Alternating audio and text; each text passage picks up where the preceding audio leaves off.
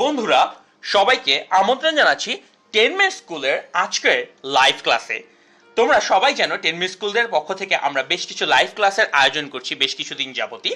তো আজকে আমরা কেমিস্ট্রির যে বিষয়ে লাইভ ক্লাসটা নিচ্ছি সেটি হচ্ছে খুবই গুরুত্বপূর্ণ পিএইচ এবং বাফার সলিউশন বা বাফার দ্রবণের একটি লাইভ ক্লাস। সো আমরা আশা করি তোমরা সবাই এই ক্লাসটি করে উপকৃত হবে। মনে রাখবে এটি একটা লাইভ ক্লাস, সো এই ক্লাস থেকে উপকার পেতে হলে তোমাকে এখানে অংশগ্রহণ করতে হবে। যেহেতু লাইভ ক্লাসে কমেন্ট করা যায়, তোমরা কন্টিনিউয়াসলি এখানে কমেন্ট করে যাবে এবং আমি কমেন্ট সেকশন থেকে তোমাদের কমেন্টে প্রশ্নগুলোর জবাব দেব। সো তোমরা প্রাণ ভরে এখানে কমেন্ট করবে এবং যে কোনো কমেন্টের অ্যান্সার আমি দিতে থাকবো। সো আসো আর দেরি না করে আজকের পিএইচ এবং বাফার সলিউশনের ক্লাসটি আমরা এখন শুরু করতে যাব। সো প্রথমেই আমরা যে জিনিসটা আজকে শিখতে যাব সেটা হচ্ছে শক্তিশালী অ্যাসিডের পিএইচ কিভাবে বের করা যায়। শক্তিশালী অ্যাসিডের পিএইচ, সো এটা শেখার জন্য প্রথমে তোমাদেরকে যে জিনিসটা জানতে হবে সেটা হচ্ছে শক্তিশালী অ্যাসিড জিনিসটা কি। শক্তিশালী অ্যাসিড বা স্ট্রং অ্যাসিড বলতে তুমি আসলে কি বোঝো। মনে রাখো, শক্তিশালী অ্যাসিড হচ্ছে এমন অ্যাসিড যেটা 100% বিয়োজিত হয়, যেটা 100% বিয়োজিত হয়। শক্তিশালী অ্যাসিড হচ্ছে এমন অ্যাসিড যেটা 100% বিয়োজিত হয় বা ডিসোসিয়েটেড হয়। তার মানে যে অ্যাসিডকে নিলে তার সম্পূর্ণটুকু ভেঙে যায় সেটা হচ্ছে শক্তিশালী অ্যাসিড। এখন আজকে আমাদের উদ্দেশ্য হচ্ছে শক্তিশালী অ্যাসিডের পিএইচ কিভাবে বের করতে হয় তোমাদেরকে সেটা শেখানো। তোমাদের কাছে এখন একটা ছোট্ট একটা কোশ্চেন আছে, তোমরা সবাই লাইভ কমেন্টে এসে অ্যান্সার দেওয়ার চেষ্টা করো। সালফিউরিক অ্যাসিড এটা কি শক্তিশালী অ্যাসিড নাকি দুর্বল অ্যাসিড? সবাই কমেন্টে এসে এখন অ্যান্সার দেওয়ার চেষ্টা করো।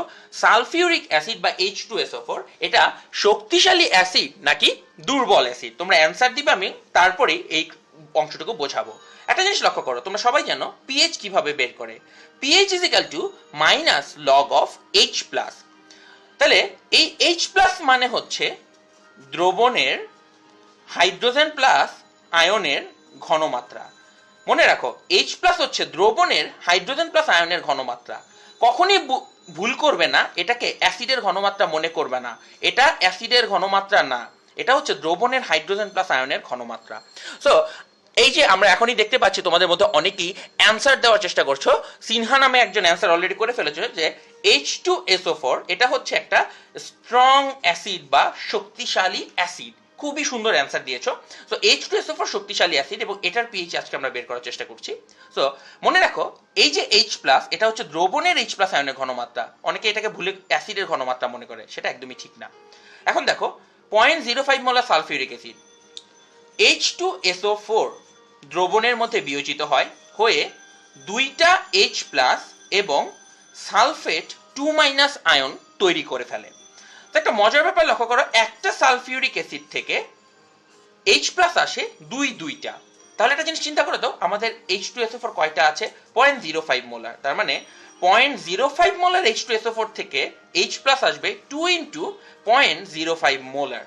তাহলে এই দ্রবণ থেকে, এই সালফিউরিক অ্যাসিড দ্রবণ থেকে যে H প্লাস আয়ন আসে সেই H প্লাস আয়নের ঘনমাত্রা হবে 2 × 0.05 মোলার। এটাকে যদি গুণ করো আসে 0.1 মোলার। সো এইটা হচ্ছে এই দ্রবণের সালফিউরিক অ্যাসিড থেকে আসা H প্লাস আয়নের ঘনমাত্রা। তো এখন পিএইচ কিভাবে বের করবে? পিএইচ হবে minus log of H plus. তাহলে এখন আমরা এখানে মান বসাবো মাইনাস লগ অফ 0.1। তো এটাকে কিভাবে ক্যালকুলেট করতে হয় আসো আমরা একটু দেখে নিই। মাইনাস লগ অফ 0.1, এখানে মাইনাস লিখো, তারপর লগ লিখো, তারপরে লেখো 0.1, অ্যান্সার আসে 1। সো সুন্দর মতন বের হয়ে গেল এই সালফিউরিক অ্যাসিডের 0.05 মোলার দ্রবণের ঘনমাত্রা পিএইচ হচ্ছে 0.1। সো তোমরা আশা করি সবাই বুঝতে পেরেছো কিভাবে একটা শক্তিশালী অ্যাসিডের পিএইচ আমরা বের করে ফেললাম। মনে রাখো এবং খুব ভালো করে কান শুনে এই জিনিসটা বুঝে নাও, আমরা কোনোদিনে অ্যাসিডের ঘনমাত্রাটাকে এখানে বসিয়ে দেই নাই। অ্যাসিডের ঘনমাত্রা ছিল 0.05, এখানে বসানো হয়েছে 0.1, কারণ পিএইচ অ্যাসিডের ঘনমাত্রা দিয়ে বের করে না, বের করে H প্লাস আয়নের ঘনমাত্রা। যেহেতু সালফিউরিক অ্যাসিড থেকে দুইটা H প্লাস আসে, তাই আমরা সালফিউরিক অ্যাসিডের ঘনমাত্রাকে 2 দিয়ে গুণ করে তারপরে পিএইচ বের করেছি। তো এটা ছিল কিভাবে শক্তিশালী অ্যাসিডের পিএইচ বের করা যায়। আশা করি তোমরা সেটা বুঝে গিয়েছো। এখন আমরা চলে যাব আমাদের পরবর্তী টপিক, সেটা হচ্ছে শক্তিশালী ক্ষারের পিএইচ। শক্তিশালী ক্ষারের পিএইচ বের করাটাও আমাদের জন্য খুবই জানা গুরুত্বপূর্ণ। তো ক্ষারের পিএইচ একটু ডিফারেন্ট ভাবে বের করতে হয়। ক্ষারের ডিরেক্টলি পিএইচ বের করা যায় না, ক্ষারের যে জিনিসটা বের করতে হয় সেটার নাম হচ্ছে পিওএইচ। পিওএইচ বের করার সূত্র হচ্ছে পিএইচ এর মতন, minus log of OH minus. তাহলে একটু একটা উদাহরণ দেখো, 0.01 মোলার ক্যালসিয়াম হাইড্রোক্সাইড দ্রবণের পিএইচ কত? তোমাদের কাছে একটা ছোট্ট কোশ্চেন, ক্যালসিয়াম হাইড্রোক্সাইড ভাঙলে কয়টি হাইড্রোক্সিল আয়ন তৈরি হবে? এখনই লাইভ কমেন্টে এসে সবাই অ্যান্সার করার চেষ্টা করো। ক্যালসিয়াম হাইড্রোক্সাইড ভাঙলে কয়টি হাইড্রোক্সিল আয়ন তৈরি হবে? সবাই এখনই লাইভ কমেন্টে এসে জানো, আমরা তারপরে এই জিনিসটা শুরু করব। এখন একটা জিনিস লক্ষ্য করো, ক্যালসিয়াম হাইড্রোক্সাইড এটাও কিন্তু একটা স্ট্রং বেজ মানে এইটাও 100% ডিসোসিয়েটেড হয়। শক্তিশালী বা স্ট্রং বেজ হচ্ছে সেই বেসটা যেটা 100% বিয়োজিত হয় বা 100% ডিসোসিয়েটেড হয়। তোমরা অনেকেই অ্যান্সার দেওয়া শুরু করেছো, ক্যালসিয়াম হাইড্রোক্সাইড ভাঙলে দুটো হাইড্রোক্সিল আয়ন আসে, এবং খুবই সুন্দর অ্যান্সারটি সঠিক হয়েছে। দেখো, ক্যালসিয়াম হাইড্রোক্সাইডকে যদি ভেঙে ফেলো, এখান থেকে একটা ক্যালসিয়াম 2+ আসে আর দুইটা আসে হাইড্রোক্সিল মাইনাস। এখন লক্ষ্য করো, একটা ক্যালসিয়াম হাইড্রোক্সাইড থেকে হাইড্রোক্সিল আসে দুইটা, তাহলে আমাদের যে ঘনমাত্রাটা দেওয়া আছে 0.01 মোলার, 0.01 মোলার ক্যালসিয়াম হাইড্রোক্সাইড থেকে হাইড্রোক্সিল আসবে 2 × 0.01। তো 2 × 0.01 কে গুণ করলে আসে 0.02 মোলার। তো এখন দেখো তোমার কাজ কি, এখন হচ্ছে তুমি পিওএইচ বের করবে। সো দেখো, পিওএইচ হচ্ছে minus log of OH minus. তাকে দেখো OH মাইনাসের ঘনমাত্রা কত আসলো। OH মাইনাসের ঘনমাত্রা বের করছে 0.02, তো এখানে বসাবো মাইনাস লগ অফ 0.02। তারপর আমরা এখন এটাকে ক্যালকুলেশন করব। তো ক্যালকুলেটর হাতে নিব, মাইনাস লগ অফ 0.02 লিখলে আসবে 1.69। তো 1.69 আসে তার পিওএইচ। সো আমরা পিওএইচ বের করলাম, এখনো কিন্তু আমরা পিএইচ বের করতে পারিনি। তো পিএইচ কিভাবে বের করব? পিএইচ বের করার জন্য আমরা এই সূত্রটাকে ব্যবহার করব, pH plus pOH is equal to 14। তো pH plus pOH is equal to যদি 14 হয়, পিএইচ ইজ ইকুয়াল টু হবে 14 মাইনাস পিওএইচ। তো 14 মাইনাস পিওএইচ, তো পিএইচ হবে 14 মাইনাস পিওএইচ। আমরা পিওএইচ এর ভ্যালু 1.69 বের করেছি, 14 মাইনাস 1.69 ইজ ইকুয়াল টু কত আসে? আবার ক্যালকুলেটর নিব, 14 মাইনাস 1.69 আসে 12.31। তাহলে এটা হয়ে যায় ক্ষার দ্রবণের পিএইচ। লক্ষ্য করে দেখো, ক্ষার দ্রবণের ডিরেক্ট পিএইচ বের করতে পারিনি, আগে হাইড্রোক্সিল আয়নের ঘনমাত্রা বের করেছি, সেই হাইড্রোক্সিল আয়নের ঘনমাত্রাটাকে বসিয়ে পিওএইচ বের করেছি, তারপরে 14 থেকে বিয়োগ করে পিএইচ বের করেছি। তোমরা অনেকেই কোশ্চেন করার চেষ্টা করছো যে পিএইচ এর ফুল মিনিংটা কি। একজন কোশ্চেন করেছো পিএইচ এর ফুল মিনিং কি। পিএইচ দিয়ে দ্রবণের হাইড্রোজেন আয়নের ঘনমাত্রা বোঝায়, তাই পিএইচ হচ্ছে পাওয়ার অফ হাইড্রোজেন। আমরা বলে থাকি পাওয়ার অফ হাইড্রোজেন, পিএইচ হচ্ছে পাওয়ার অফ হাইড্রোজেন, এটাকে সংক্ষেপে আমরা লিখে থাকি পিএইচ। আশা করি তোমরা এই জিনিসটা বুঝতে পেরেছো। তো এভাবে আমরা শিখে গেলাম কিভাবে শক্তিশালী অ্যাসিড এবং শক্তিশালী ক্ষার এই দুইটার পিএইচ বের করে ফেলা যায়। এইবার তোমাদেরকে একটু বিরক্ত করব, একটা সুন্দর কোশ্চেন তোমাদের সামনে নিয়ে আসা হয়েছে, জাস্ট টু অ্যানয় ইউ। সবাই ক্যালকুলেটর নিয়ে একটু হিসাব করার চেষ্টা করো, 10⁻⁻8 মোলার HCl দ্রবণের পিএইচ কত? 10⁻⁻8 মোলার HCl দ্রবণের পিএইচ কত? তোমরা এখনই ক্যালকুলেটর দিয়ে এটা ব্যবহার করে ইউজ করো। মনে রাখো HCl হচ্ছে শক্তিশালী, HCl হচ্ছে একটা শক্তিশালী অ্যাসিড, তো একটু আগে শেখানো হয়েছে। এখন বের করার চেষ্টা করো এবং লাইভ কমেন্টে এসে অ্যান্সার দাও, 10⁻⁻8 মোলার HCl এর পিএইচ কত? আমি দেখতে পাচ্ছি অনন্য নামে একজন ব্যক্তি অ্যান্সার করেছে 10⁻⁻8 মোলার HCl এর পিএইচ হচ্ছে 8। আমি দেখতে পাচ্ছি পরবর্তীতে অসংখ্য 8 অ্যান্সার আসতে থাকছে। কেন মানুষ 8 অ্যান্সার করছে, আসো তোমাদেরকে সেটা একটু ব্যাখ্যা করে দেখাই। লক্ষ্য করো, তোমরা সবাই মনে করেছো HCl ভাঙলে একটা H+ আসে, একটা Cl- আয়ন আসে। সো তোমার ধারণা 10⁻⁻8 মোলার থেকে 10⁻⁻8 মোলার এসেছে, তাহলে পিএইচ হবে মাইনাস লগ অফ 10⁻⁻8, তাহলে এটার অ্যান্সার আসে 8। তোমাদেরকে এখন জিজ্ঞেস করি, সবাই লাইভ কমেন্ট অ্যান্সার দাও, তোমার কি মনে হয় এই অ্যান্সারটা ঠিক আছে নাকি ভুল আছে? পিএইচ 8, একটা অ্যাসিডের পিএইচ আসলো 8, এই অ্যান্সারটা কি সম্ভব নাকি সম্ভব না? সবাই একটু কমেন্টে এসে অ্যান্সার করার চেষ্টা করো তো, দেখি তোমরা কয়জন জিনিসটাকে ধরতে পারো যে একটা অ্যাসিডের দ্রবণের পিএইচ আসতেছে 8, এটা কি হওয়া সম্ভব নাকি সম্ভব না? আমি দেখতে পাচ্ছি রাইসা শাম্মা নামক একজন অ্যান্সার করেছে ভুল। হ্যাঁ, এটা খুবই সত্যি কথা। আমরা জানি অ্যাসিড, যে কোনো অ্যাসিডের পিএইচ হয় 7-এর কম, অ্যাসিডের পিএইচ হয় 7-এর কম, তাহলে অ্যাসিডের পিএইচ 8 আসাটা সবসময় ভুল। তো কেন এই ভুলটা হয়েছে আজকে তোমাদেরকে আমি সেটাই বসিয়ে দিব। আসো আমরা একটু বোঝার চেষ্টা করি। লক্ষ্য করো, যখন আমরা HCl দ্রবণ নিয়েছি, এই HCl দ্রবণের মধ্যে HCl ও ছিল এবং তার সাথে পানি ছিল। মনে রাখো, সকল দ্রবণই পানি উপস্থিত থাকে। এখন একটা জিনিস লক্ষ্য করো, HCl দ্রবণের H+ আয়ন দান করে, আবার একটু মনে করে দেখো পানিও কিন্তু দ্রবণে H+ আয়ন দান করে। আমাদের এই অঙ্কের জন্য HCl H+ আয়ন দান করে 10⁻⁸ মোলার, আর পানি দান করে 10⁻⁷ মোলার। এটা আমরা কোত্থেকে জানি? এটা জানি পানির আয়নিক গুণফল থেকে। আমরা পানির আয়নিক গুণফলের ধারণা থেকে জানি পানি 25 ডিগ্রি তাপমাত্রায় 10⁻⁷ মোলার H+ দান করে। তো তোমাকে যখন বলা হয় পিএইচ বের করতে, তোমার আসলে দ্রবণে শুধু HCl এরটা নেওয়া উচিত না, বরং HCl এবং পানি দুইটা থেকে যে H+ আসে সেটা সমষ্টি নেওয়া উচিত। তাহলে এই দ্রবণের টোটাল H+ এর ঘনত্ব বা কনসেন্ট্রেশন হচ্ছে 10⁻⁸ প্লাস 10⁻⁷। তাহলে এটা হচ্ছে H+ এর ঘনত্ব।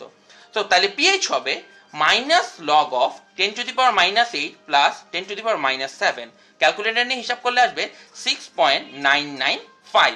দেখো, এই অ্যান্সারটা বিলিভ করার মতন একটা অ্যান্সার। কারণ কি, অতি লঘু একটা পাতলা দ্রবণের পিএইচ অনেক 7-এর একটু কম হওয়াই কথা, এবং এখানে সেটাই এসেছে।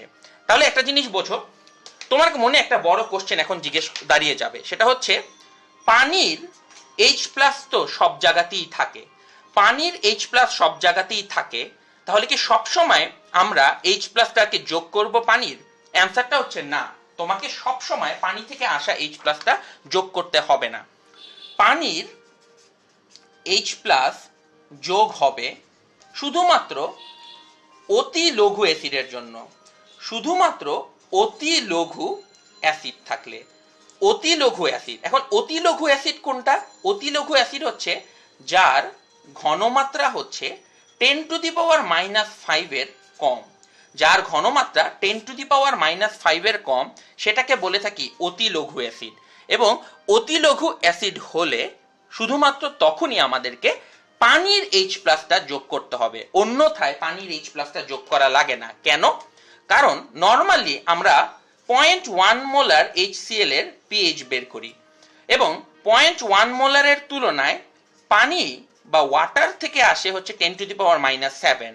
0.1 মোলারের তুলনায় 10⁻⁷টা অতি নগণ্য, বা আমরা এটাকে নেগলিজিবল ক্যালকুলেট করি। তাই নর্মালি আমরা পানির H+টা কখনোই কাউন্ট করি না, কাউন্ট করতে হয় শুধুমাত্র অতি লঘু অ্যাসিডের জন্য। তার মানে 10⁻⁵ এর কম ঘনমাত্রার অ্যাসিডের ক্ষেত্রে পিএইচ বের করার সময় পানির থেকে আগত H+, যেটার পরিমাণ 10⁻⁷, সেটাকেও যোগ করতে হয়। থ্যাংক ইউ এটা বুঝে ফেলার জন্য। এবার আমরা আমাদের নেক্সট টপিকে যাওয়ার চেষ্টা করব। নেক্সট টপিকে যাওয়ার আগে তোমাদের জন্য একটা সুখবর আছে, সেই সুখবরটা তোমাদেরকে আমি আবারও মনে করিয়ে দিতে চাই। সেটা হচ্ছে আমরা 10 মিনিট স্কুলের পক্ষ থেকে আগামী জুন মাসের 1 তারিখ থেকে ইউনিভার্সিটি অ্যাডমিশন কোচিং শুরু করতে যাচ্ছি।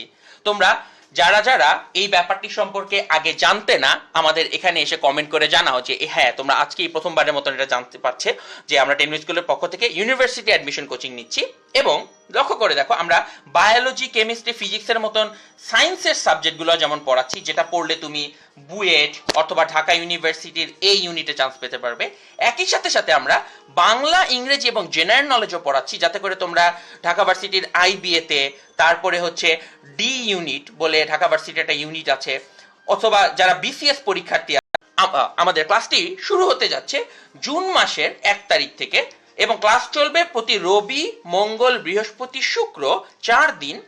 রাত 8টার সময় একটা ক্লাস হবে, রাত 10টার সময় একটা ক্লাস হবে। তার মানে সপ্তাহে 4 দিন, প্রতিদিন 2টো করে, মোট সাপ্তাহিকভাবে 8টি করে আমরা ক্লাস নিব। সো যারা যারা আমাদের এই লাইভ ক্লাসে অংশগ্রহণ করতে আগ্রহী, সাথে সাথে প্লিজ দয়া করে এখানে এসে কমেন্টে জানাও যে হ্যাঁ তুমি জিনিসটা জেনে এক্সাইটেড এবং তোমরা এই ক্লাসগুলো করতে আগ্রহী। এবং যারা আমাদের লাইভ ক্লাসে অংশ নিতে চাও তারা আমাদের ফেসবুকে 10 মিনিট স্কুলের পেজে একটা লাইভ ইভেন্ট আছে, তোমরা দয়া করে সেই লাইভ ইভেন্টটাতেও সাবস্ক্রাইব করে রাখবে, যাতে করে তোমরা সহজেই 10 মিনিট স্কুলের আমাদের যে কোনো লাইভ কমেন্টগুলো সহজেই দেখে ফেলতে পারো। সো এই গেল আমাদের লাইভ ক্লাস সংক্রান্ত ঘোষণা। এবার চলে যাবে আমরা আমাদের নর্মাল ক্লাসে। লক্ষ্য করো,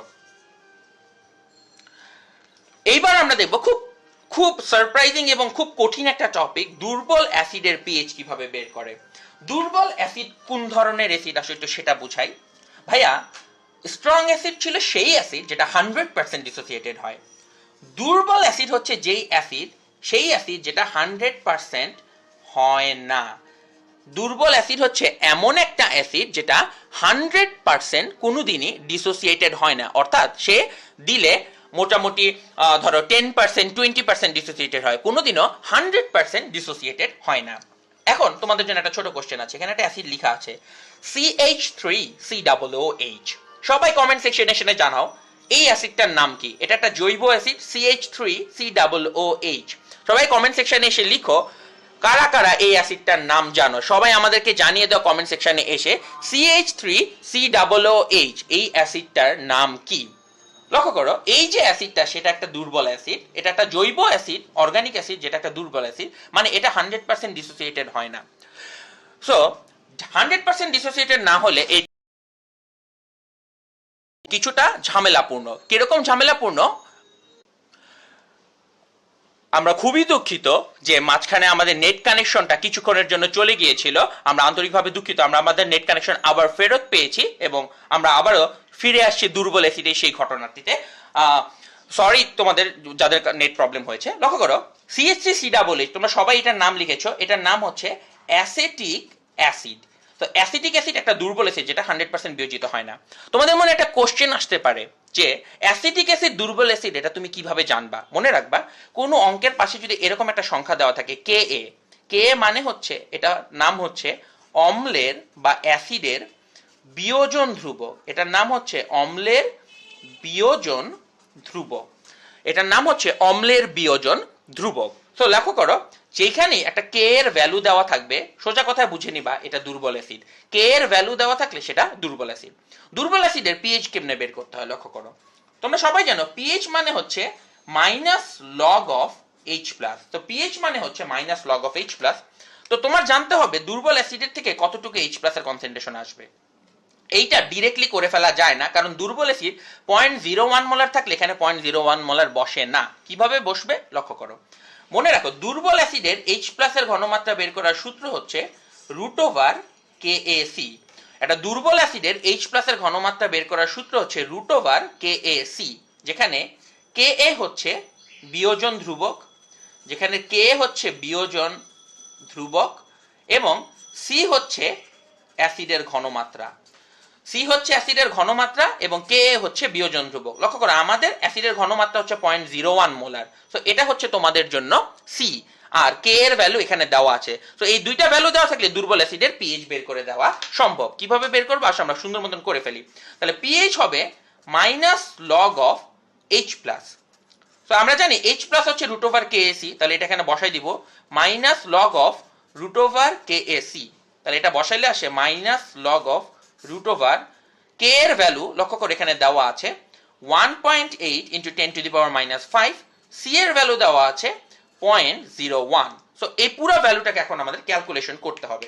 কিভাবে ক্যালকুলেশন করা যায় আসো আমরা একটু সেটা দেখে নিই। লক্ষ্য করো কিভাবে করবা। তুমি লিখবা -log, তারপরে একটা √, দাও, √, দিয়ে তারপরে পুরো জিনিসটা এখানে লিখে দাও 1.8 × 10⁻⁵ × 0.01, তারপরে ইকুয়াল টু দিলে চলে আসে 3.37। তো আমাদের অ্যান্সার চলে আসতেছে 3.37। তোমাদের মধ্যে যাদের যাদের আমাদের সাথে অ্যান্সারটা মিলে যাচ্ছে সবাই লক্ষ্য করো, আমাদের অ্যান্সার চলে আসছে 3.37। আমরা কিভাবে ক্যালকুলেশনটা করেছি তোমাদেরকে আমরা আবারও দেখিয়ে দিচ্ছি। লক্ষ্য করো, √, দেওয়ার পরে তুমি লিখবা 1.8 × 10⁻⁵, তারপরে গুণ করবা 0.01। সো লক্ষ্য করো রুট ওভার দেওয়ার পর লিখবো 1.8 ইন্টু 10⁻⁵, তারপরে গুণ করবো 0.01, তারপরে সেই অ্যান্সারের যদি তুমি মাইনাস লগারিদম অফ অ্যান্সার নাও 3.37, অ্যান্সারটা চলে আসে। থ্যাংক ইউ তোমাদের মধ্যে যাদের কমেন্ট সেকশন এসে জানাচ্ছ যে তোমরা দুর্বল অ্যাসিডের পিএইচটা সঠিকভাবে বের করতে পেরেছো। লক্ষ্য করো, জাস্ট মনে রাখো একটা কথা, দুর্বল অ্যাসিডের H+ এর ঘনমাত্রা বের করার সূত্র হচ্ছে √KAC। জাস্ট H+ এর জায়গায় √KAC বসাও, তোমার সকল সমস্যার সমাধান হয়ে যাবে। তো দুর্বল অ্যাসিডের পিএইচ বের করাটা এখানেই শেষ। এবার আসো আমরা শিখবো মোল সংখ্যা কিভাবে বের করতে হয়। এইটা আমরা প্রত্যেকটা ক্লাসে একবার করে শিখাই, জিনিসটা এত গুরুত্বপূর্ণ। প্রশ্নটা কি, 200 ml 0.05 মোলার সালফিউরিক অ্যাসিড দ্রবণ, এখানে কত মোল সালফিউরিক অ্যাসিড আছে? 200 ml 0.5 মোলার দ্রবণে কত মোল সালফিউরিক অ্যাসিড আছে? লক্ষ্য করো, 200 ml টা হচ্ছে তার আয়তন বা ভলিউম ভি, 0.5 টা হচ্ছে তার ঘনমাত্রা বা কনসেন্ট্রেশন, যেটাকে আমরা এস দ্বারা প্রকাশ করে থাকি। এস হচ্ছে ঘনমাত্রা, ভি হচ্ছে ভলিউম। মোল সংখ্যা এন বের করার সূত্র হচ্ছে এফ ইন্টু ভি। এস হচ্ছে ঘনমাত্রা এবং ভি হচ্ছে আয়তন। বারবার মনে রাখবে এই আয়তনটা নিতে হয় লিটার এককে এবং ঘনমাত্রাটা মোলার এককে। তো এখন আমরা এইখানে এই দুইটা ভ্যালু বসাইলে মোল বের করতে পারবো। সবাই মনে রাখো n = s ইন্টু ভি, এটাকে গুণ করলেই পাওয়া যায়। তো এখন দেখো এস বা ঘনমাত্রা এস দেওয়া আছে 0.5, তো 0.5 আসলো। ভলিউম ভি হচ্ছে 200 ml, তাকিয়ে দেখো 200 দিয়ে করলে অঙ্কটা ভুল যাবে, কারণ এখানে ml এ দেওয়া এবং আয়তন নিতে হয় লিটারে। তো লিটারে আয়তন নেওয়ার জন্য একে 1000 দিয়ে ভাগ করতে হয়। 1000 দিয়ে যদি ভাগ করো, এখানে 5 কাটা থাকে এবং ওইটা দিয়ে ভাগ করলে আসে 0.1 মোল। So 200 ml 0.5 molar sulphuric acid দ্রবণে আছে 0.5 মোল H2SO4। বাস, তোমাদেরকে একটা কোশ্চেন করি এখন, দেখো কয়জন উত্তর দিতে পারো। লক্ষ্য করো, এই সালফিউরিক অ্যাসিড দ্রবণে এখানে সালফিউরিক অ্যাসিড আছে 0.1 মোল। আমরা জানি একটা সালফিউরিক অ্যাসিড থেকে H+ আসে দুইটা, একটা সালফিউরিক অ্যাসিড থেকে দুইটা H+ আসে। তাহলে বলো তো এই 0.1 মোল সালফিউরিক অ্যাসিডে H+ এর মোল সংখ্যা কত? এই 0.1 মোল সালফিউরিক অ্যাসিডে H+ এর মোল সংখ্যা কত? একটা সালফিউরিক অ্যাসিড থেকে যদি দুইটা H+ আসে, 0.1 মোল সালফিউরিক অ্যাসিড থেকে কয় মোল সালফিউরিক অ্যাসিড আসবে? তোমরা সবাই কমেন্ট সেকশনে এসে আমাদেরকে জানানোর চেষ্টা করো। আমরা দেখি তোমরা কয়জন কনসেপ্টটাকে ধরতে পেরেছো। হ্যাঁ, আমি প্রথমেই দেখতে পাচ্ছি একজন অ্যান্সার করেছো 0.2 মোল। থ্যাংক ইউ ভেরি মাচ তোমাদের অ্যান্সারের জন্য। এখানে মনে রাখো এন অফ সালফিউরিক অ্যাসিড বা সালফিউরিক অ্যাসিডের মোল সংখ্যা হচ্ছে 0.1 মোল, কিন্তু এন অফ H+ হচ্ছে 0.1 ইন্টু 2 মোল, কারণ সালফিউরিক অ্যাসিড থেকে H+ আসে দুটো, তো 2 মোল দিয়ে গুণ করতে হবে। মনে রাখো সালফিউরিক অ্যাসিড আছে 0.1 মোল, কিন্তু H+ আছে 0.2 মোল। তোমাদের মধ্যে যারা বুঝতে পেরেছো অসংখ্য ধন্যবাদ মোলের কনসেপ্টটা মনে রাখার জন্য। সবসময় মনে রাখবে মোল হচ্ছে সবকিছুর বেসিক কনসেপ্ট। মোল যদি না জানো তুমি কোনো অঙ্কই করতে পারবে না, এবং এই জন্য আয়তন ঘনমাত্রা থেকে বের করার উপায় হচ্ছে n = s ইন্টু ভি, যেখানে s দিয়ে ঘনমাত্রা, v দিয়ে আয়তন বোঝায়। বারবার বলে দিচ্ছি আয়তনটা লিটার এককে নিতে হবে, তাই ml এ দেওয়া থাকলে 1000 দিয়ে ভাগ করতে হবে। এবার আসো আমাদের পরবর্তী টপিকে আমরা চলে যাই। আমাদের পরবর্তী টপিক হচ্ছে যদি একাধিক অ্যাসিড দেওয়া থাকে সেই মিশ্রণের কিভাবে পিএইচ বের করব।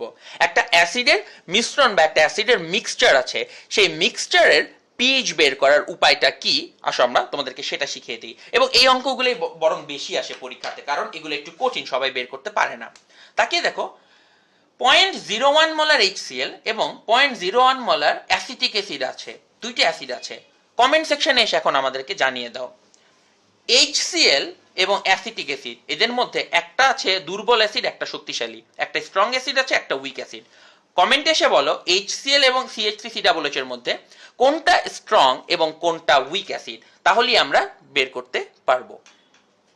তো তোমরা সবাই কমেন্ট সেকশনে এসে আমাদেরকে জানানোর চেষ্টা করো HCl এবং অ্যাসিটিক অ্যাসিডের মধ্যে কোনটা স্ট্রং অ্যাসিড এবং কোনটা উইক অ্যাসিড, সেটা আমাদেরকে জানাও। সো এখন লক্ষ্য করো একাধিক অ্যাসিড মিশ্রণের ক্ষেত্রে পিএইচ কিভাবে বের করতে হয়। পিএইচ বের করার সূত্র কিন্তু আমাদের সেই পুরনো সূত্র -log(H+), এবং তার মানে হচ্ছে একটা H+ এর সমগ্র H+ এর ঘনমাত্রা ঋণাত্মক লগারিদম আমাদেরকে নিতে হবে। তো এখন লক্ষ্য করো এই H+ এখন আসবে দুইজনের কাছ থেকে, HClOH প্লাস দিবে, আবার CH3COOH এখানে H প্লাস দিবে। তাহলে আগে এই দুইজনের H প্লাসের ঘনমাত্রা বের করে সেটাকে যোগ করে তারপরে আমাদের পিএইচ বের করতে হবে।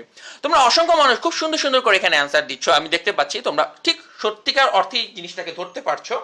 সেটা হচ্ছে CH3COOH, এটা হচ্ছে আমাদের উইক অ্যাসিড, কারণ এটা একটা জৈব অ্যাসিড, এবং HCl হচ্ছে একটা স্ট্রং অ্যাসিড। ধন্যবাদ তোমাদেরকে সেই অ্যান্সারটা দেওয়ার জন্য।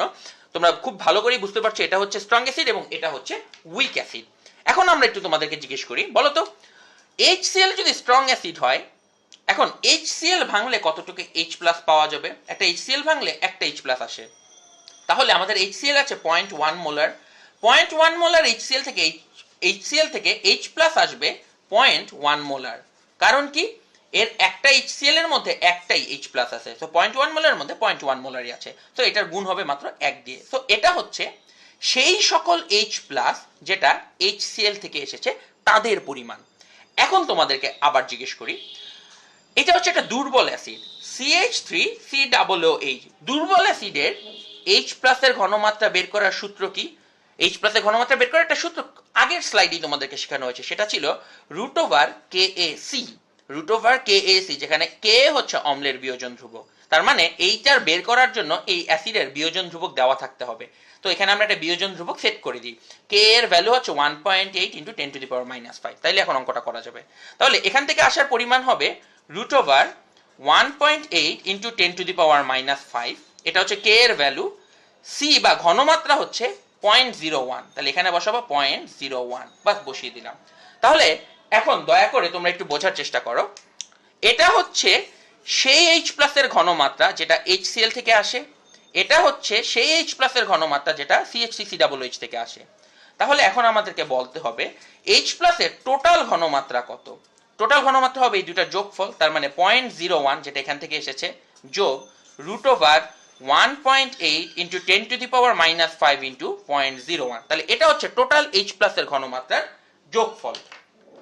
এরপরে হচ্ছে তুমি পিএইচ বের করবে, তাহলে পিএইচ হবে এটার মাইনাস লগ, তাহলে মাইনাস লগ অফ 0.01 প্লাস √1.8 × 10⁻⁻5 × 0.01, তাহলে এই পুরো জিনিসটা এখন তোমাদেরকে ক্যালকুলেটরে বের করতে হবে। তো এটা কিভাবে করা যায় আসো আমরা সেটা একটু দেখি। তো প্রথমে এই ক্যালকুলেশনটা একটু ভেঙে ভেঙে করলেই তোমার জন্য ভালো হয়, যাদের অত্যাধুনিক ক্যালকুলেটর নেই আমার মতো। তো লেখো √1.8 × 10⁻⁻5 × 0.01। সো আমরা এই পোর্শনটুকু করে ফেললাম, এরপর এর সাথে যোগ করব 0.01, তারপর এটা হচ্ছে আমাদের টোটাল H প্লাসের ঘনমাত্রা, তারপর মাইনাস লগ অফ অ্যান্সার যদি নেই 1.98 চলে আসে অ্যান্সার। আমি দেখতে পাচ্ছি আমি করার আগে অসংখ্য মানুষ 1.98 অ্যান্সারটা লিখে দিচ্ছ, তোমাদেরকে অসংখ্য ধন্যবাদ এই জাতীয় অ্যাক্টিভিটি দেখানোর জন্য। তার মানে হচ্ছে তোমরা খুব মনোযোগ দিয়ে আমাদের সাথে এই ক্লাসটাতে আজকে অংশগ্রহণ করছো। একটা জিনিস জানিয়ে দিই, একাধিক অ্যাসিড মিশ্রণের পিএইচ বের করার ক্ষেত্রে সবাই একটা কমন ভুল করে, সেটা হচ্ছে মানুষ এইটার আলাদাভাবে পিএইচ বের করে, তারপর এইটার আলাদাভাবে পিএইচ বের করে, তারপর দুইটা পিএইচ কে যোগ করে। এটা করলে অঙ্কটা ভুল হবে। মনে রাখবা দুইটার পিএইচ আগে বের করে পিএইচটাকে যোগ করা যাবে না। নিয়ম হচ্ছে আগে দুইটার থেকে আসা H প্লাসের পরিমাণ আলাদা আলাদাভাবে বের করতে হবে, 2 H প্লাসের পরিমাণটা যোগ করতে হবে এবং তারপর তার মাইনাস লগারিদম নিতে হবে। তো এটা হচ্ছে একাধিক অ্যাসিড মিশ্রণের পিএইচ বের করার উপায়। তো আশা করি তোমরা মিশ্রণের পিএইচটাও এখন শিখে গেলে। এইবার লক্ষ্য করো, এইবার আমরা আসবো আজকের দিনের সেকেন্ড পোর্শন, যেটা খুবই ইম্পর্টেন্ট, সেটা হচ্ছে বাফার দ্রবণ। তো আসো তোমাদেরকে একটা খুব জীবনমুখী কোশ্চেন করি। এই যে একটু আগে আমাদের ইন্টারনেটের কানেকশন চলে গেল, তখন তোমরা বসে বসে লোড হওয়ার জন্য অপেক্ষা করছিলে, বা ইউটিউবের যখন ভিডিও দেখো তখন মাঝে মাঝে লোড হয়। এই লোড হওয়াটার একটা খুব সুন্দর নাম আছে।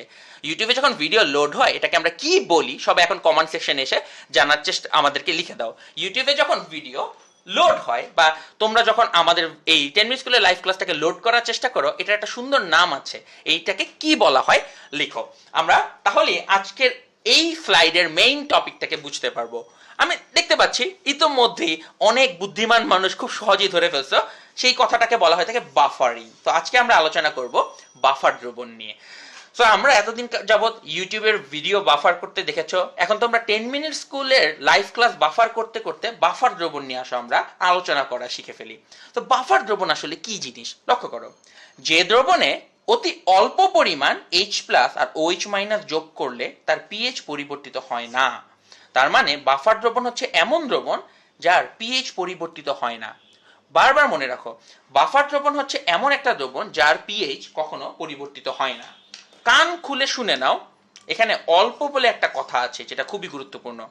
বাফার দ্রবণের পিএইচ পরিবর্তিত হয় না সেটা সত্যি কথা, বাট সেটা খুব অল্প H প্লাস আর OH মাইনাস যোগ করলে। তুমি যদি একটা বাফার দ্রবণ নিয়ে তাতে 1 বস্তা H প্লাস ঢেলে দাও, তাহলে অবশ্যই তার পিএইচ পরিবর্তিত হবে। তো মনে রাখবা, বাফার দ্রবণ পিএইচ এর পরিবর্তন রোধ করতে পারে যদি H প্লাস আর OH মাইনাসটা খুব অল্প পরিমাণে যোগ করা হয়। তো বাফার দ্রবণ কি? যেই দ্রবণ পিএইচ এর পরিবর্তনকে রোধ করতে পারে। এখন লক্ষ্য করো, একটা বাফার অনেক রকমের হয়। অম্লীয় বাফার হতে পারে, ক্ষারীয় বাফার। একটা অম্লীয় বাফারের দুইটা অংশ থাকে। একটা হচ্ছে একটা দুর্বল অ্যাসিড থাকতে হবে। খুবই গুরুত্বপূর্ণ কথা, আমাদের বাফার হওয়ার জন্য অ্যাসিডটাকে অবশ্যই দুর্বল অ্যাসিড হইতে হবে এবং একই সাথে ওই অ্যাসিডের একটা লবণ থাকতে হবে। আমরা এতক্ষণ যাবত যে অ্যাসিডটা নিয়ে মাথা ব্যথা করেছি, CH3COOH, তো এটা একটা দুর্বল অ্যাসিড, এটা একটা দুর্বল অ্যাসিড। এবং এই অ্যাসিডটা যখন একটা ক্ষারের সাথে বিক্রিয়া করে তৈরি করে CH3COONA। একটু চিন্তা করো, তোমাকে বিক্রিয়াটা করে দেখাই। CH3COOH সে যদি সোডিয়াম হাইড্রোক্সাইডের সাথে বিক্রিয়া করে তৈরি করে ফেলে CH3COONA প্লাস ওয়াটার, তাহলে এটা হচ্ছে তোমার উইক অ্যাসিড এবং এটা হচ্ছে তোমার সেই দুর্বল অ্যাসিডের লবণ। সো একটা দুর্বল অ্যাসিড এবং সেই দুর্বল অ্যাসিডের লবণ, দুর্বল অ্যাসিডটা এবং দুর্বল অ্যাসিডের লবণটা, এই দুইজন মিলে একটা বাফার দ্রবণ তৈরি করে। এবং সেই বাফার দ্রবণের কাজ কি? বাফার দ্রবণের খুব সুন্দর মতন কাজ হচ্ছে পিএইচ এর পরিবর্তন ও রোধ করা। তো এখন আমরা বাফার দ্রবণ নিয়ে আরো কিছু দেখব, কিভাবে বাফার দ্রবণের পিএইচ বের করতে হয়। সো বাফার দ্রবণের পিএইচ বের করার জন্য যে সমীকরণটা ব্যবহার করা হয় সেটাকে বলা হয়ে থাকে হ্যান্ডারসন হ্যাসেলবাখ সমীকরণ। বাফার দ্রবণের পিএইচ বের করার জন্য যে জিনিসটা ব্যবহৃত হয় সেটা হচ্ছে হ্যান্ডারসন হ্যাসেলবাখ সমীকরণ। একজন কোশ্চেন করছে দুর্বল অ্যাসিড কি? ভাইয়া, দুর্বল অ্যাসিড হচ্ছে সেই অ্যাসিড যেটা 100% বিয়োজিত হয় না। দুর্বল অ্যাসিড বা উইক অ্যাসিড হচ্ছে সেই অ্যাসিড যেটা 100% ডিসোসিয়েটেড হয় না। তো এখন লক্ষ্য করো, হ্যান্ডারসন হ্যাসেলবাখ সমীকরণটা হচ্ছে pH is equal to pKa plus log of salt by acid। ভাইয়া, pH জিনিসটা তুমি আগে থেকেই জানো, তোমাদের জন্য pKa জিনিসটা একটু নতুন। pKa কি? ভাই, আমরা Ka বা অম্লের বিয়োজন ধ্রুবকটা একটু আগে অঙ্কে ব্যবহার করেছি। Ka থেকে pKa বের করা হয় কিভাবে? pKa হচ্ছে মাইনাস লগ অফ Ka। তার মানে pH যেভাবে বের করো pKa ও সেভাবেই বের করতে হয়। তোমার Ka এর ভ্যালু দেওয়া থাকবে, সে Ka এর ভ্যালুটাকে বসিয়ে তার মাইনাস লগারিদম নিলে সেটাকে বলা হয়ে থাকে pKa।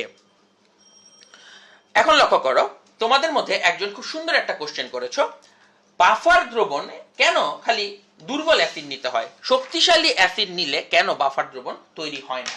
ভাই, এই কোশ্চেনটা খুব সুন্দর একটা কোশ্চেন হয়েছে। যে কোশ্চেনটা করেছো, অনেক অ্যাসিডই বাফার তৈরি করতে পারে। কারণ দেখো, CH3COOH দুর্বল অ্যাসিড, সেটা আংশিক বিয়োজিত হয়, CH3COO মাইনাস আর H প্লাস তৈরি করে।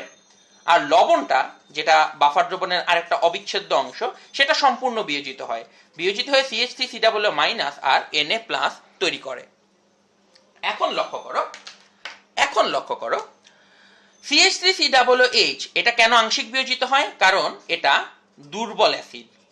আবার CH3COONA এটা একটা লবণ, লবণগুলো হচ্ছে আয়নিক বা আয়নিক যৌগ। লবণ আয়নিক যৌগ হয়, এটা সম্পূর্ণ বিয়োজিত হয়। এখন লক্ষ্য করো, বাফার দ্রবণ কিভাবে বাফার ক্রিয়া সম্পন্ন করে। তুমি যদি H প্লাস যোগ করো, দ্রবণে যদি H প্লাস যোগ করো, দেখো কি হবে, একটা এক্সট্রা অ্যাসিড আসলো H প্লাস, সেই অ্যাসিডটা এসে এখানে মাইনাস আয়নগুলোকে অ্যাটাক করবে। অ্যাটাক করলে দেখো CH3COO মাইনাস, তাহলে H প্লাস আর CH3COO মাইনাস এরা দুইজন বিক্রিয়া করবে, করে CH3COOH দুর্বল অ্যাসিডটাই আবার তৈরি করবে। এখন লক্ষ্য করো, তাহলে কি হচ্ছে, H প্লাস কিছু CH3COO মাইনাস আয়নকে নিয়ে CH3COOH তৈরি করে দিচ্ছে। এটা ব্যাকওয়ার্ডে আসে না। কেন ব্যাকওয়ার্ডে এটা ফেরত আসে না? কারণ এটা দুর্বল অ্যাসিড, দুর্বল অ্যাসিড খুব একটা ভাঙতে চায় না। এখন তোমার কোশ্চেনের অ্যান্সারটা খুঁজে পাবে। লক্ষ্য করে দেখো কিভাবে বাফার কি আসলে সম্পন্ন হয়। যখন H প্লাসটা কিছু এই অ্যাসিডকে খরচ করে ফেলে, তাকিয়ে দেখো, এটা একটা উভমুখী বিক্রিয়া। এই উভমুখী বিক্রিয়ার এই উৎপাদটা এখানে খরচ হয়ে যাচ্ছে। এই উৎপাদটা CH3COO মাইনাস আয়নটা H প্লাস যোগ করলে কিছু পরিমাণে খরচ হয়ে যায়। খরচ হয়ে গেলে দুর্বল অ্যাসিডটা কি করে জানো? দুর্বল অ্যাসিডটা আবার বিয়োজিত হয়। তোমরা মনে করে দেখো, লাসাতিলীয় নীতি অনুসারে সাম্যাবস্থার উৎপাদ সরিয়ে নিলে সাম্যাবস্থা ডান দিকে সরে যায়, তাই এটা আবার ডিসোসিয়েটেড হয়ে আবার কিছু CH3COO মাইনাস আয়ন তৈরি করে ফেলে। তার মানে তুমি যে H প্লাসটা যোগ করে ফেললা সেটা H প্লাস হিসাবে আর থাকে না, সেটা CH3COOH এ কনভার্টেড হয়ে যায় এবং সেখানেই থেকে যায়। তার মানে H প্লাস যোগ করলে তার পুরো জিনিসটা কোনো চেঞ্জ হচ্ছে না। এখন তাকিয়ে দেখো, এই পুরো ঘটনাটা সম্ভব হচ্ছে কারণ এটা একটা উভমুখী বিক্রিয়া। কারণ এটা একটা উভমুখী বিক্রিয়া হওয়াতে এই রিভার্সিবল রিঅ্যাকশনটা সম্ভব হচ্ছে।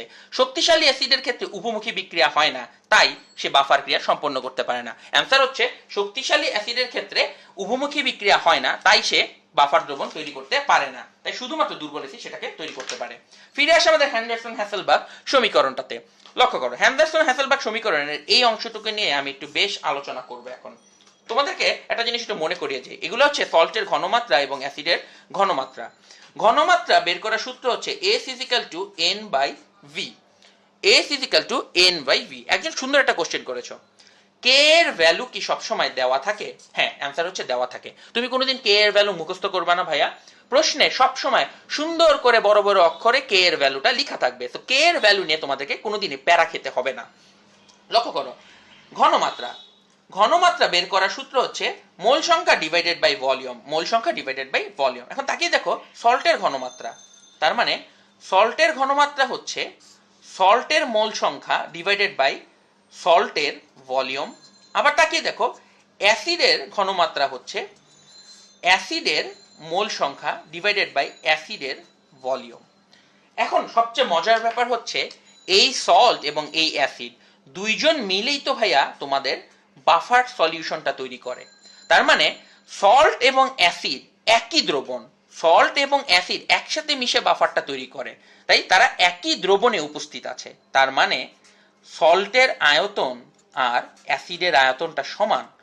সল্টের আয়তন এবং অ্যাসিডের আয়তন সমান, কারণ দুইজন একই দ্রবণে উপস্থিত, তাই দুইজনের আয়তনই সমান। তাই সল্টকে যদি অ্যাসিড দিয়ে ভাগ করা হয়, আয়তন আয়তন পোর্শনটুকু কাটা যায়, তাহলে থাকে মোল সংখ্যা ডিভাইডেড বাই মোল সংখ্যা। আয়তনগুলো কাটা যাবে কারণ আয়তনগুলো সমান যদি একটা দিয়ে আরেকটাকে ভাগ করা হয়। তাহলে এই সমীকরণটাকে একটু চেঞ্জ করে লেখা যায় pH = pKa plus log of n of salt, mole সংখ্যা of salt divided by mole সংখ্যা অফ অ্যাসিড। তো তাকিয়ে দেখো, যেখানে ঘনমাত্রা ছিল সেখানে মোল সংখ্যা বসিয়ে যদি তুমি অঙ্কটাকে করো তাহলেও তোমার অঙ্কটা সঠিকভাবে সম্পন্ন হবে। এবং আমি ব্যক্তিগতভাবে এটাকে বেশি পছন্দ করি, কারণ মোল সংখ্যা ইউজ করাটা সোজা, ঘনমাত্রা ব্যবহার করাটা কঠিন। তাই আমরা আজকে অঙ্ক করার সময় এটাকে ইউজ করব। আমরা হ্যান্ডারসন হ্যাসেলবাগ সমীকরণে ঘনমাত্রার বদলে দুইটার মোল সংখ্যা ব্যবহার করব। মনে রাখবা, ঘনমাত্রার মোল সংখ্যা কিন্তু এক জিনিস না। এইখানে লেখা যাচ্ছে কারণ দুইটার আয়তন সমান, তাই অনুপাতে আয়তনটা কাটা পড়ে গেছে। তো এটা ছিল আমাদের হ্যান্ডারসন হ্যাসেলবাগ সমীকরণ নিয়ে আলোচনা। এইবার আজকের দিনের সবচাইতে আকর্ষণীয় পার্ট, আমরা একটা অ্যাসিড ক্ষার মিশ্রণের পিএইচ এখন সলভ করে দেখাবো। ভাইয়া, তোমাদের এইচএসসি পরীক্ষা বা প্রতিযোগিতামূলক পরীক্ষাতে যেই জিনিসটা আসার সম্ভাবনা সবচেয়ে বেশি, তোমাদের প্রতিযোগিতামূলক পরীক্ষাতে আসার সম্ভাবনা বেশি হচ্ছে অ্যাসিড ক্ষার মিশ্রণের পিএইচ, এবং এটা একটু কঠিনও। তো আজকে আমরা একটা তোমাদের বই থেকে নেওয়া প্রবলেম এখানে সলভ করে দেখাবো। সবাই একটু লক্ষ্য করে দেখো। প্রশ্নটা হচ্ছে 100 ml 0.1 molar sodium hydroxide, 100 ml 0.1 molar sodium hydroxide, 90 ml 0.5 molar acetic acid আছে, এবং এই দ্রবণের পিএইচ কত? তাকিয়ে দেখো, এটার কে বা অম্লের বিয়োজন ধ্রুবক দেওয়া আছে। মনে রাখো, যেহেতু এটার কে দেওয়া আছে, তাহলে এটা হচ্ছে উইক অ্যাসিড এবং সোডিয়াম হাইড্রোক্সাইড হচ্ছে স্ট্রং বেস, শক্তিশালী ক্ষার এবং দুর্বল অ্যাসিড। শক্তিশালী ক্ষার, এটা শক্তিশালী ক্ষার এবং এটা হচ্ছে দুর্বল অ্যাসিড। তো শক্তিশালী ক্ষার এবং দুর্বল অ্যাসিডের একটা মিশ্রণ তোমাদেরকে দেওয়া আছে এবং এই দ্রবণের পিএইচ বের করতে বলছে। এটা করাটা আমি এখন তোমাদেরকে সিস্টেমেটিক্যালি স্টেপ বাই স্টেপ কিভাবে করতে হয় করে দেখাবো। ভাইয়া, প্রথম কথা হচ্ছে এই জাতীয় অঙ্কে মোল সংখ্যা বের করতে হবে। তাহলে প্রথম কাজ হচ্ছে মোল সংখ্যা বের করা। মোল সংখ্যা বের করার সূত্র হচ্ছে n = S × V। মোল সংখ্যা আয়তন গুণন ঘনমাত্রা। আয়তন এবং ঘনমাত্রাকে গুণ করলে মোল সংখ্যা পাওয়া যায়। তাহলে মোল সংখ্যা অফ সোডিয়াম হাইড্রোক্সাইড কত? তাকিয়ে দেখো সোডিয়াম হাইড্রোক্সাইডের আয়তন হচ্ছে V 100 ml, সোডিয়াম হাইড্রোক্সাইডের আয়তন V হচ্ছে 100 ml এবং সোডিয়াম হাইড্রোক্সাইডের ঘনমাত্রা S হচ্ছে 0.1 মোলার। তাহলে এইগুলোকে এখানে বসাবো 100 ইন্টু 0.1। মনে করে দেখো আয়তন বের করার জন্য এটাকে সবসময় ml থেকে লিটারে নিতে হয়, তাই আমরা এখানে 1000 দিয়ে আবার ভাগ করে দেব। ভাগ করে দিয়ে এখন আসলে আমরা একটা ক্যালকুলেটরে যদি ক্যালকুলেশন করি তাহলে অ্যান্সার আসে 0.01। তাহলে সোডিয়াম হাইড্রোক্সাইডে 0.01 মোল, এই দ্রবণে 0.01 মোল সোডিয়াম হাইড্রোক্সাইড দ্রবণ উপস্থিত ছিল। এইবার আসো লক্ষ্য করে দেখি আমার অ্যাসিডের মোল সংখ্যা কত। তাহলে অ্যাসিডের মোল সংখ্যা CH3COOH বের করার উপায় হচ্ছে একইভাবে আমরা 90 ইন্টু 0.5 ডিভাইডেড বাই 1000 করব। তো আসো আমরা আবার ক্যালকুলেটরটা নিয়ে 90 ইন্টু 0.5 লিখলাম, তারপর সেটাকে ভাগ করি 1000 দিয়ে, তাহলে আসে 0.045। তাহলে 0.045 মোল। তাহলে আমার সোডিয়াম হাইড্রোক্সাইড আছে 0.1 মোল এবং CH3COOH আছে 0.05 মোল। তাহলে আমরা এটা বের করে নিলাম। বাট এখানেই ঘটনাটা আসলে শেষ না ভাইয়া। সবচেয়ে মজার ব্যাপার কি জানো, একটা উইক অ্যাসিড আর স্ট্রং বেস যখন একসাথে থাকে, এই উইক অ্যাসিডটা আর উইক থাকে না, এটা এখন স্ট্রং হয়ে যায়। একটা স্ট্রং বেজের সাথে যদি উইক অ্যাসিড থাকে, উইক অ্যাসিড আর উইক থাকে না, বরং উইকটা এখন স্ট্রং হয়ে যায়। এর কারণটা কি আসলে তোমাদেরকে একটু এক্সপ্লেইন করে বলি। কারণটা হচ্ছে CH3COOH, আমরা জানি এটা উভমুখী সাম্যাবস্থায় থাকে এবং সেটা CH3COO- এবং H+ তৈরি করে, সেটা বেশিরভাগ বিয়োজিত হয় না। মজার ব্যাপার হচ্ছে সোডিয়াম হাইড্রোক্সাইড কিন্তু আবার সম্পূর্ণ বিয়োজিত হয়, কারণ এটা স্ট্রং। বিয়োজিত হয় সে Na+ এবং OH- তৈরি করবে। কন্টিনিউয়াসলি এই H+ এবং OH- দুইজন বিক্রিয়া করে ভাইয়া পানি তৈরি করে ফেলবে। যদি পানি তৈরি হয়ে যায় তাহলে দেখো সাম্যাবস্থার ডান দিকের উৎপাদ কমে যাবে। উৎপাদ কমে গেলে কন্টিনিউয়াসলি এটা বিয়োজিত হবে। তার মানে যতক্ষণ এই ক্ষার বা সোডিয়াম হাইড্রোক্সাইড উপস্থিত থাকবে ততক্ষণ তার ডান দিকের H+টা পানিতে পরিণত হবে এবং সাম্যাবস্থার উৎপাদ সরে যাওয়াতে সাম্যাবস্থাটা ডান দিকে সরে যেতে থাকবে এবং এটা সম্পূর্ণ বিয়োজিত হবে। হয়। তার মানে দেখো একটা দুর্বল অ্যাসিড সম্পূর্ণ বিয়োজিত হতে পারে। কখন সে সম্পূর্ণ বিয়োজিত হবে? যদি ক্ষার থাকে। একটা ক্ষারের উপস্থিতিতে একটা দুর্বল অ্যাসিড সম্পূর্ণরূপে বিয়োজিত হয়ে যেতে পারে। মনে রাখতে হবে সেখানে অবশ্যই ক্ষারের উপস্থিত থাকতে হবে। এখন আমরা পরবর্তীতে এই বাকি অঙ্কটুকু কিভাবে সলভ করব সেটা এখন দেখব।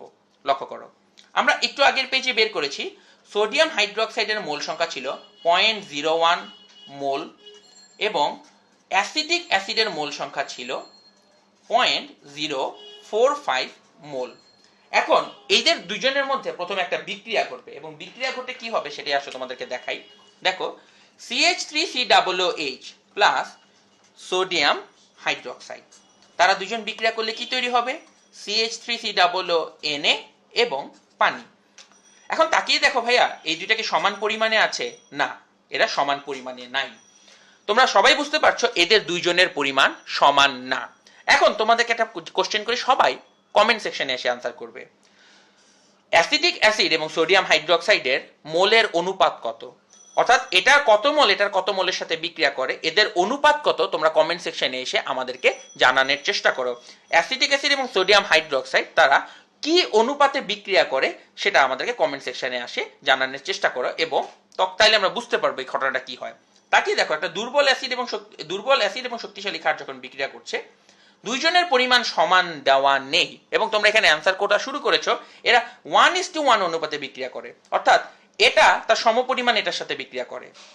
যখন 1:1 বিক্রিয়া ঘটবে, তাকিয়ে দেখো এই সংখ্যাটা ছোট আর এই সংখ্যাটা বড়। মনে রাখবা যখন 1:1 অনুপাতে বিক্রিয়া করে, যেই সংখ্যাটা ছোট সেটা সম্পূর্ণ বিক্রিয়া করে।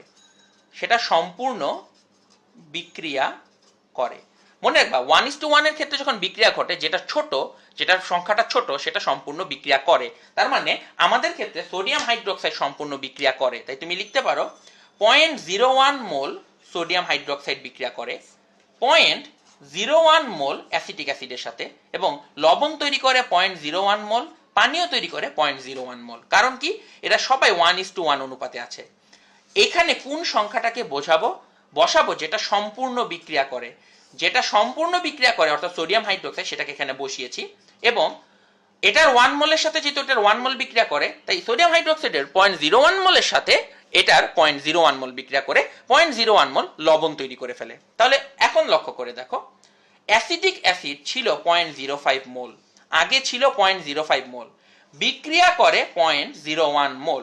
তাহলে অবশিষ্ট থাকে কত? N of CH3COOH acetic acid, যেটা অবশিষ্ট বা রিমেইনিং এ থেকে যায়, সেটা হচ্ছে আগে ছিল 0.045 মোল, এবার বিয়োগ করলে আসবে 0.01 মোল। তোমরা সবাই বিয়োগ করে করে অ্যান্সারটা বলে ফেরো তো, দেখো কত আসে। আগে ছিল, এটা আদি অবস্থায় ছিল 0.05 মোল, এবং 0.01 মোল হচ্ছে বিক্রিয়া করে। তাহলে বিক্রিয়া করে ফেলে 0.01 মোল, আগে ছিল 0.05 মোল। তাহলে অবশিষ্ট কত থাকবে এখন আমরা সেটা এখান থেকে বের করার চেষ্টা করব। তোমরা অনেকে এখানে সুন্দর মতন অ্যান্সার করার চেষ্টা করছো, 0.035 মোল। তাহলে এটা হচ্ছে N অফ অ্যাসিড। মনে রাখো, কোনটা অ্যাসিড থাকবে? N অফ অ্যাসিড হচ্ছে যেটা অবশিষ্টটা থেকে গেল, কারণ কিছু অ্যাসিড বিক্রিয়া করেছে, বাকি অংশটুকু অবশিষ্ট হয়ে গেছে, আর খাটটা সম্পূর্ণ বিক্রিয়া করে ফেলেছে। এখন লক্ষ্য করো, N অফ সল্ট কত? N অফ সল্ট হচ্ছে, একটু আগে আমরা এখানে বের করেছি, সল্ট উৎপন্ন হয়েছে 0.01, তাহলে সল্ট উৎপন্ন হয়েছে 0.01 মোল। বাস, তোমার যা যা দরকার ছিল, অ্যাসিডের মোল সংখ্যা এবং সল্টের মোল সংখ্যা বের করে ফেলেছো। মনে রাখো, সল্টটা হচ্ছে উৎপন্ন সল্ট বা উৎপন্ন লবণ, আর অ্যাসিডটা হচ্ছে অবশিষ্ট। মনে রাখো, বাফার তৈরি হয় অবশিষ্ট অ্যাসিড এবং উৎপন্ন লবণের মধ্যে। অবশিষ্ট অ্যাসিড এবং উৎপন্ন লবণ, তাদের মাঝখানে বাফার দ্রবণ তৈরি হয়। এখন আসো আমরা এটার অ্যান্সারটা বের করে ফেলি। অ্যান্সারটা বের করার জন্য কি লাগবে? pH = pKa plus log of, উপরে বসবে N অফ সল্ট, নিচে বসবে N অফ অ্যাসিড। তাকে দেখো, pKa কত? মাইনাস লগ অফ Ka, যেটার ভ্যালু দেওয়া ছিল 1.8 × 10⁻⁵ প্লাস লগ অফ সল্টের মোল সংখ্যা। আমরা একটু আগে এই আগের পেজে বের করেছি, দেখো সল্টের মোল সংখ্যা হচ্ছে 0.01, তাহলে এখানে 0.01 বসাবো, আর নিচে বসবে অ্যাসিডের মোল সংখ্যা 0.035। তারপরে যদি তুমি ক্যালকুলেটর দিয়ে ক্যালকুলেশন করো, এটার অ্যান্সার বের করে ফেলতে পারবে।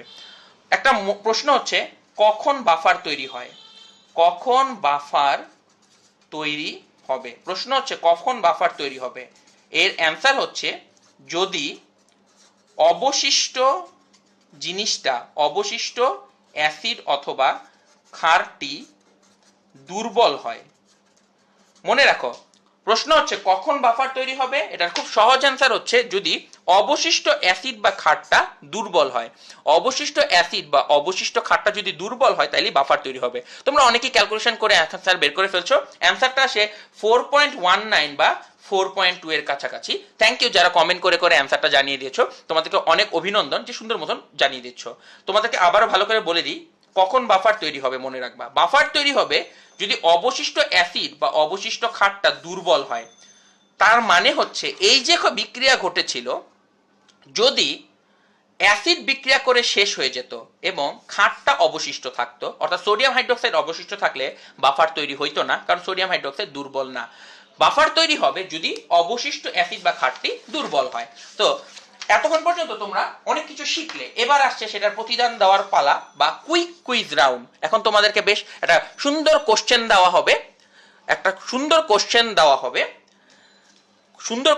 হবে, যেটার অ্যান্সার তোমাদেরকে আমাদের অ্যান্সার কমেন্ট সেকশনে এসে জানাতে হবে। তার জন্য রাখবে আকর্ষণীয় পুরস্কার হিসাবে কুইজে থাকবে একটি ফ্লিপ বুক, যেটা 10 মিনিট স্কুলের পক্ষ থেকে ছাপানো হয়েছে, যার এক পাশ দিয়ে দেখলে তোমরা এখানে ইংরেজি শিখতে পারবে, আর ফ্লিপ বুকটাকে ধরে যদি জাস্ট উল্টে ফেলো তাহলেই ম্যাথ শিখতে পারবে, এবং তার সাথে দেওয়া হবে একটা আকর্ষণীয় ব্যাচ। সো তোমরা একই সাথে দুটো জিনিস পাচ্ছ। সো আশা করি তোমরা সবাই খাতা কলম ক্যালকুলেটর নিয়ে রেডি। তবে একটু টিপস দিয়ে দিই, এই কুইজটা তারাই জিতবে যারা ক্যালকুলেটর ছাড়াই ট্রাই করবে। যারা ক্যালকুলেটর ছাড়া ট্রাই করবে তারা কুইজটা জিততে পারবে। প্রশ্ন দেওয়ার পরে সবাই রেডি থাকবে। 4টা অপশন দেওয়া হবে, A B C D। তোমরা কমেন্ট সেকশনে এসে শুধু অপশনটা লিখবে, ধরো C D A অথবা B, জাস্ট অপশনটাকে লিখে দিবে। তো প্রশ্নটা হচ্ছে বাফার রিলেটেড। আজকের কুইজের প্রশ্ন হচ্ছে, নিচের কোন মিশ্রণটিতে বাফার তৈরি হবে? নিচের কোন মিশ্রণটিতে বাফার তৈরি হবে? সবগুলাতেই অ্যাসিটিক অ্যাসিড সোডিয়াম হাইড্রোক্সাইডের অনেক মিক্সচার দেওয়া আছে। প্রথম অপশন এ অপশন হচ্ছে 100 ml 0.05 molar acetic acid, 150 ml 0.9 molar sodium hydroxide. Option B হচ্ছে 100 ml 0.5 molar sodium hydroxide, 150 ml 0.9 molar acetic acid. Option C হচ্ছে 100 ml 1.5 মোলার সোডিয়াম হাইড্রোক্সাইড এবং 50 ml 0.5 molar acetic acid, এবং D হচ্ছে all of them, এবং all of them হচ্ছে option D. So তোমরা সবাই comment সেকশনে এসে কমেন্ট করার চেষ্টা করো, আশা করি তোমাদের মধ্যে অবশ্যই একজন বিজয়ী হবে। আমি অলরেডি দেখতে পাচ্ছি অনেকেই আসল জিনিসটা ধরতে পারার চেষ্টা করছো। সো থ্যাংক ইউ যারা কুইক কুইজে অংশ নিচ্ছ, এবং আশা করি তোমরা নিতে থাকবে, সারা রাত ভোর সেই প্রবলেমটাকে সলভ করতে থাকবে। তোমরা আজকে সবাই আমাদের রবির উদ্যোগে এবং 10 মিনিট স্কুলের পক্ষ থেকে আয়োজিত লাইভ ক্লাসে অংশগ্রহণ করলে তার জন্য তোমাদেরকে অসংখ্য ধন্যবাদ। আমরা ভবিষ্যতে তোমাদের সাথে আবার দেখা করছি। তোমাদের সাথে নেক্সট ক্লাস হচ্ছে আগামী শুক্রবার রাত 10টার সময়। সেদিন আমরা আলোচনা করব জৈব রসায়ন বা অর্গানিক কেমিস্ট্রির বিভৎস কিছু মজার জিনিস নিয়ে। সেই দিন পর্যন্ত তোমরা সবাই সুস্থ থাকবে। কেমিস্ট্রি ফার্স্ট পেপার এইচএসসি পরীক্ষার্থীরা ভালো করে পরীক্ষা দিবে, আমি সেই আশাই রইলাম। তোমাদের সবাইকে বেস্ট অফ লাক। আশা করি তোমরা সবাই সুস্থ থাকবে, সুন্দর থাকবে। 10 মিনিট স্কুলের সাথে তোমাদের সাথে আবার দেখা হবে আগামী শুক্রবার রাত 10টায়। সেই পর্যন্ত ভালো থাকো। তো আজকের মতন এখানেই বিদায়। আল্লাহ হাফেজ।